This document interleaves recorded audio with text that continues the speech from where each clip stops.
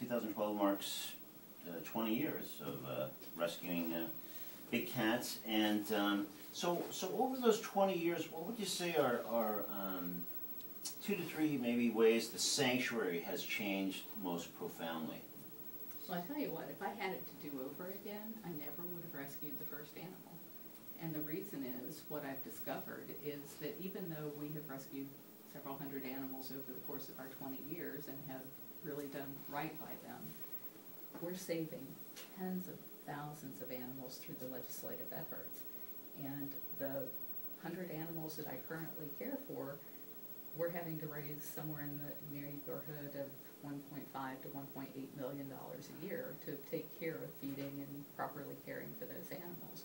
If that money were going into changing the laws so that people couldn't be breeding and exploiting these animals, it'd be over. You know, we would have fixed this problem by now. So we started out as a sanctuary. Well, we started out just by rescuing some animals and not having any idea what we were doing. And of course, the only people we could go to for advice back then were the breeders and dealers who said you should be breeding some of these rare animals. So we did in the early years of the sanctuary.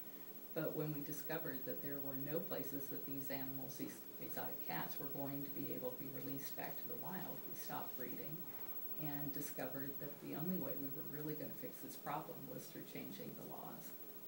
Well, with that in mind, let me just ask you one other sort of similar question that I do want to spend some time on legislation, which it sounds like we're kind of the whole ball game really is. Sorry, I just can't leave it alone. Yeah, no, and I of course plan to ask you about that, but just a sort of a parallel question to the thing I asked about over those 20 years, you know, the way the sanctuary might have changed most profoundly.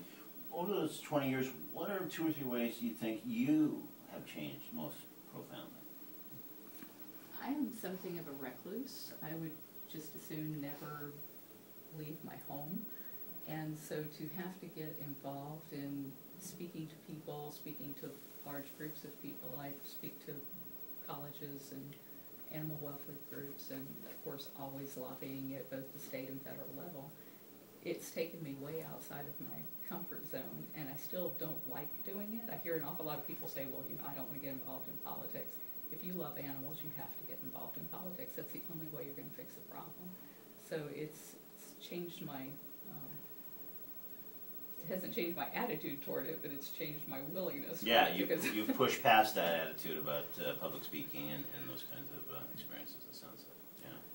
So, okay, so really, as you kind of alluded to, I mean, anyone that's really been around the animal world, or especially animal welfare world for any length of time, has found themselves, you know, often asking, well, why isn't there a law against that, or how can we pass a law against that? So, and kind of also, as you've often alluded to, related to that, it's really comes down to often the only meaningful solution to a host of animal welfare problems.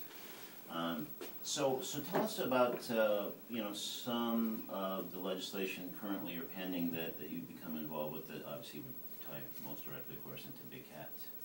We've had some great wins here in Florida. It used to be legal to keep cougars as pets, and so we finally got the Florida Wildlife Commission to deem the cougar as a Class 1 animal so that they can no longer be handled and out in public and walked on leashes and all of the kinds of crazy things people were doing.